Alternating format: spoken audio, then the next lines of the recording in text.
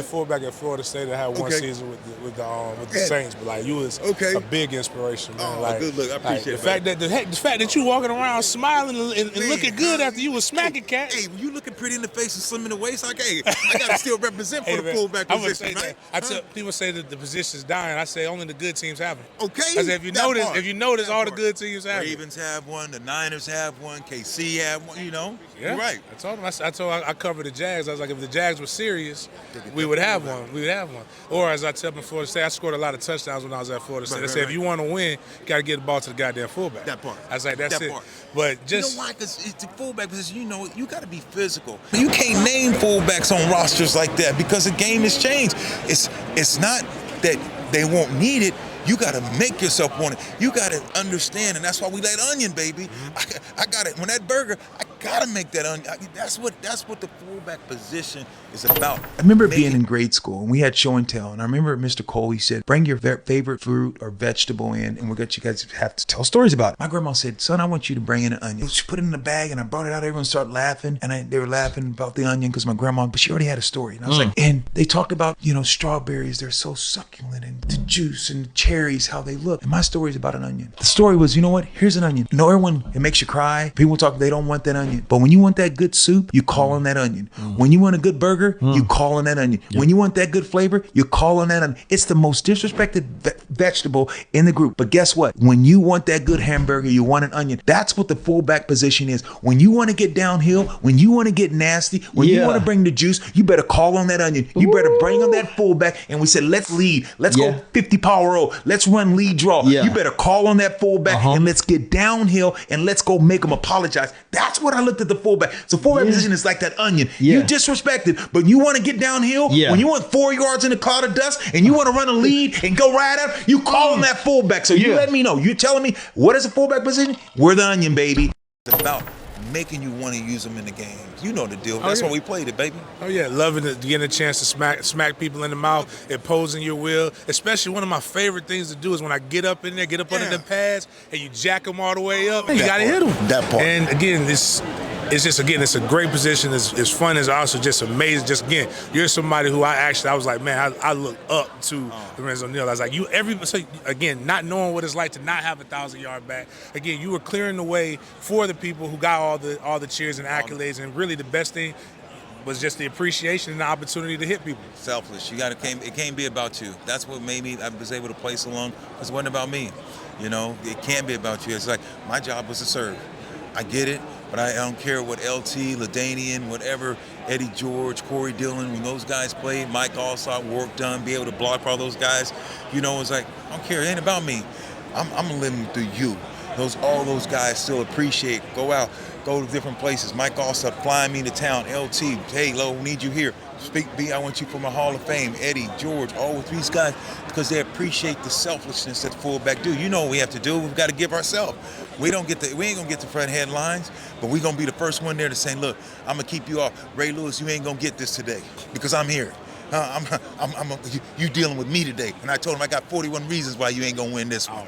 Like I knew I was gonna play against Ray or Joey Porter and those dudes. I'm walking, Al Wilson, I'm walking on the field. Like, guess what? I'm gonna beat you today. And you're gonna have to deal with me. If 52 was here, 52 no, I'm like, what? It's just me and you. I ain't going nowhere. Huh? Call out the dogs and piss on the fire. Let's ride. That's it, man. That's it, man. So give me one in your long career. What was one of your favorite moments in the NFL? Hold him up, he breaks the record, he scores, all the linemen pick him up, and he points at me. That point.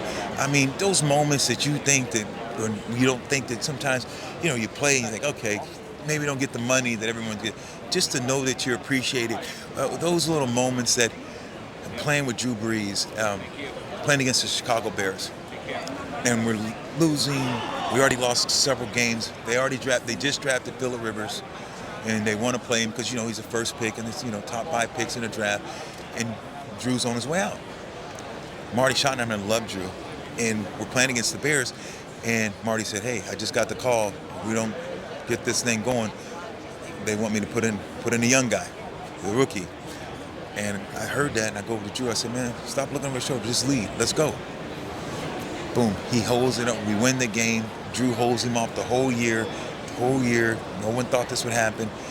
And they asked Drew what was a defining moment. 5 years later, in Drew Brees' book, he writes a book, and they talk about a defining moment, and that's the moment that he talked about. So you never know the sphere of influence that you have on people. Words that you say, the things that the tongue, it can kill or it can give life.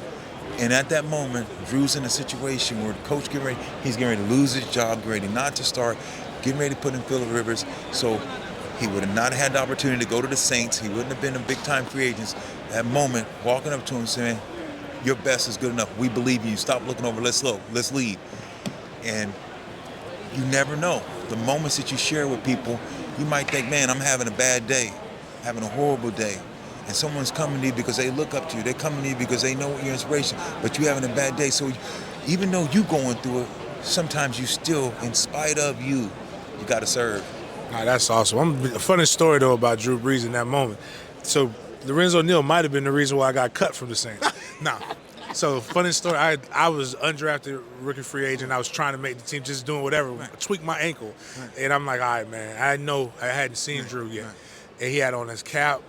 And he had on just a Saints polo. And just, you know how the the athletic trainers look, right? He don't look like a football player. See, I told everybody that. I said he when I saw him the other day, he looked a little thicker than he did when he was playing. But I was like, he looked like a standard white boy. You thought he was like a front office or media guy. I thought he was a trainer. I said, hey man, I got to get some ice. Do you know where I could go get some? And I came on the side where the mark wasn't at, so I didn't notice. And then he turned around and looked at me. He's like, I'm Drew Brees. I was like.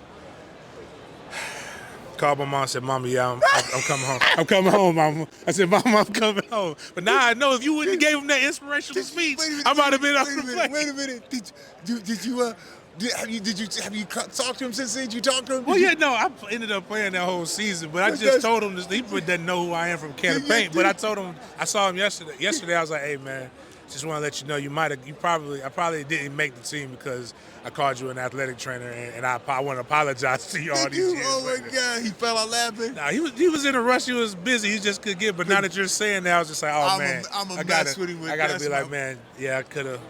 My career was cut short because I was just trying to make the team. Man, that's a great story, bro. That's a great story. I appreciate you sharing with that. Nah, man, but I don't want to take too much of your time. I appreciate you doing, man. I would love to chop it up with you more, just to talk about the fullback position, man. I'd love to, man. Let's do it again soon. All right.